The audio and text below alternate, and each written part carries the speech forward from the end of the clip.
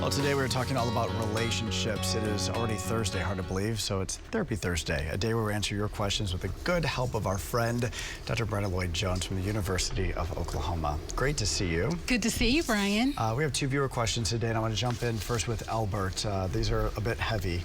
He says, my adult children think it's too soon for me to start dating after being widowed now for 2 years. I miss my late wife, but she made me promise that I would continue living after she passed. What can I do to make my kids more comfortable with my decision to date? This is not an easy path to walk down. Oh, you're certainly right, Brian. And what is it that we know about grief?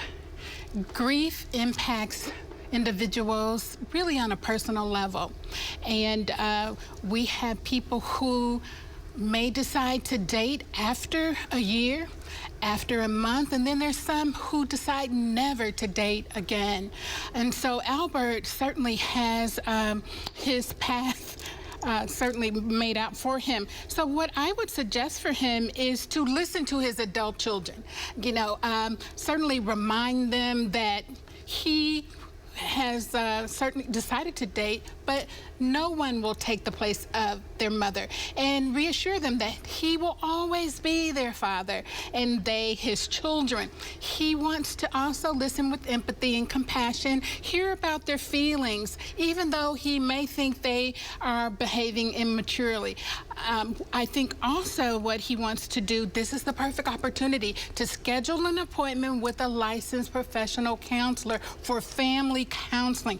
They will be able to process some of the feelings, some of the emotions that they're experiencing. Should the adult children decide not to engage in counseling, he definitely should make an appointment for individual counseling because he could use support.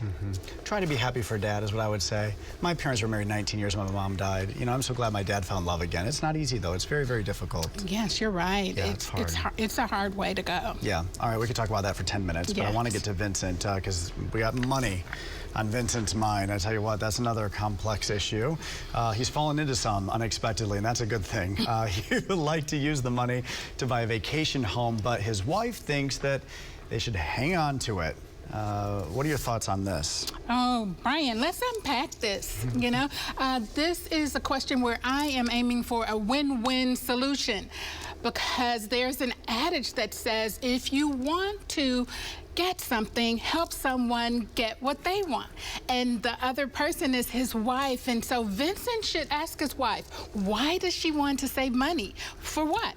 And if he learns, for example, that she wants to purchase a larger home in a different neighborhood, then he could suggest that perhaps they could maintain their current home and purchase a vacation home to experience now. If, on the other hand, he learns that she wants to save money for a rainy day, he might suggest saving a percentage of the funds that they've come into and spending the residual on a vacation home to enjoy now.